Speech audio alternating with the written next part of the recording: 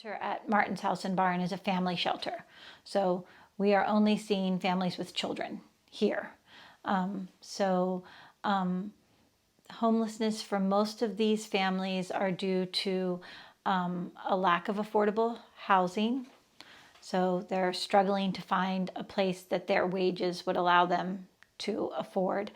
The other, I think, big population that we see are families that are struggling with substance use disorder.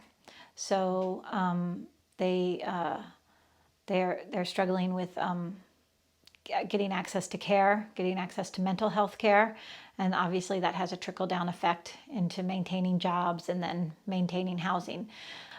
We do see a lot of young families that are just trying to start out, and often if they're coming from families that are also struggling, their parents or family members might be in subsidized housing.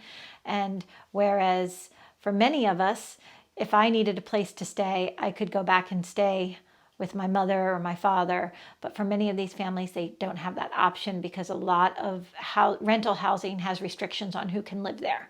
So if they were to go back to their families, they would risk making their families homeless also, because their families could be evicted for having too many people in the rental unit. So that is something that we see a lot, that they've been maybe staying with a family member, a grandmother or a mother, and the landlord of that family member says, nope, you got to go. And so they don't have any place to go. And so then they end up here with us. We do see a lot of people who struggle, try to stay in a hotel for a little bit and then just can't afford it. So we often get people calling us from a hotel, but they're at the point where they can't pay anymore. And so that's what we see a lot of. So we work just like all the other homeless providers in the Midshore area. We work through the Midshore Continuum of Care, which is a 5-county consortium of homelessness services providers through Queen Anne's, Kent, Caroline, Dorchester, and Talbot counties. And the manager of the COC, it's centered in Midshore Behavioral Health, and we meet monthly. And we're working with all of the other homelessness services providers, so the shelters, other people that have access to state funds to help avoid homelessness, and those state funds that help you to get back into housing after you've been homeless. So if we did get a call from someone who was a single individual, we would refer them to one of the other agencies that could help them.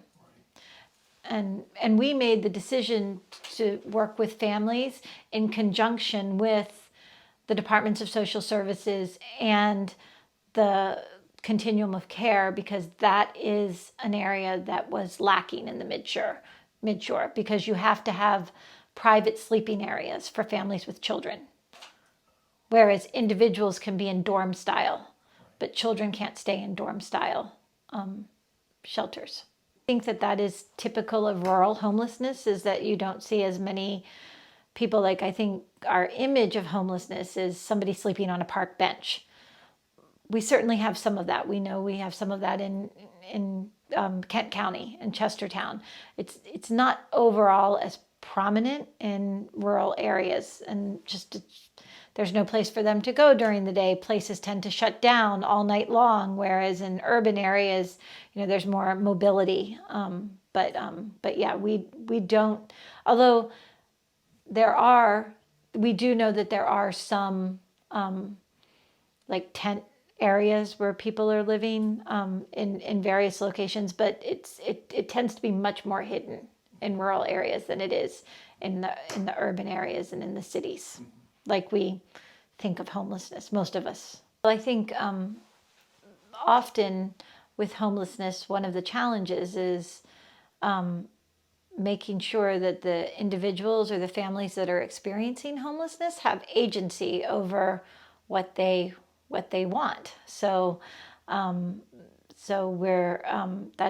can be hard for providers and for the community to think about. But I mean, when families come to us, they come to us of their own agency, and they may leave of their own agency. I mean, and that's part of the low barrier sort of concept, is that we're providing shelter.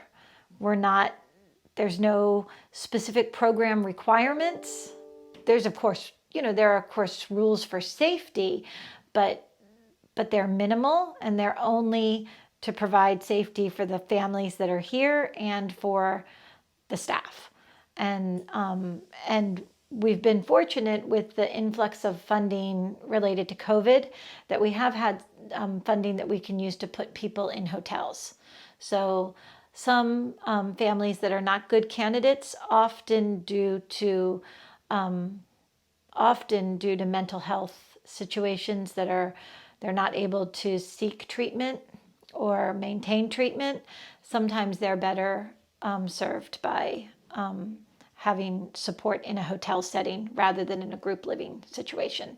So like right now we have 5 families in shelter, but we also have 3 families in hotels. There's a multitude of reasons why people don't want to be in shelter, often related to trauma that has been experienced in shelters in the past. Shelters are typically group living situations. So there's a lot of issues that can compound why someone doesn't want to be in shelter. I think it's also difficult in the midshore area because many of the shelters for individuals are winter shelters. I think that's the situation in Kent County, so it closes during the winter. So then even if there were a shelter available, you would be asking those folks who probably don't have access to transportation to move to a shelter far away that's a great distance from the resources that they have established. And most often people who are struggling with homelessness have established a system of resources and assistance, and so to move them away from that could be problematic and could be a reason why they choose not to access shelter. The addition of having these funds that we can use to keep people in hotel, the other side of that is also that sometimes we get a request from, for instance, we had a situation where we had a family in Chestertown that was becoming homeless. We could have brought them into shelter, but then they had no way to get to their job 45 minutes away. Their kids would have had to change schools. So I really see the ability to have this access to hotel support doesn't mean that they're just in a hotel and that's all they're getting. We have a case manager that meets with them daily by phone and usually weekly in person, that's still providing all the supports that they would get if they were physically in the shelter, but it allows them to maintain all of their supports in the location where they are, which I think is critical in a rural area. So we link to services. So the case manager is helping them to link to services that will enable them to have a more stable housing situation. So if mental health is one of them, we don't provide mental health services here, but we would help to assist the family to seek mental health services or to link up with DSS if that's what they needed, or with substance use counseling, whatever things they need to be moving towards sustainable housing.